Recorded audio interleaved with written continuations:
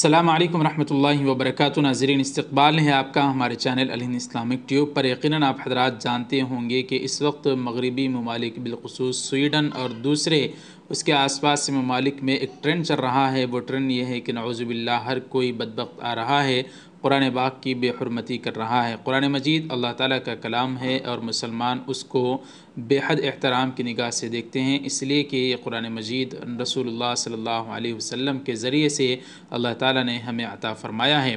بالآخر ناظرین اکرام، قرآن مجید کی گستاخی کرنے والے ایک بدبخت کو چیچینی کے جو صدر ہیں رمضان قادروف، ان کے فرزند نے اس کو بہترین سبق سکھایا ہے۔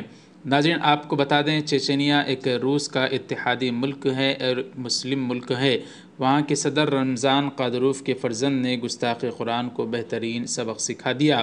آپ کو بتا دیں، نکیتا زاروویل جو یوکرائنی کا مقامی باشندہ ہے کو مبینہ طور پر قرآن مجید کی بے حرمتی کرتے ہوئے پکڑا گیا تھا۔ رمضان قادروف نے ویڈیو سوشل میڈیا پر شیئر کرتے ہوئے لکھا کہ جو کوئی بھی مقدس کتاب کی بے حرمتی کرے گا، بشمول وہ لوگ جنہوں نے مظاہرے کے ساتھ اسے نظر آتش کیا تو ہمارے جذبات کو ٹھیس پہنچایا، تو اسے سخت سزا ملنی چاہیے۔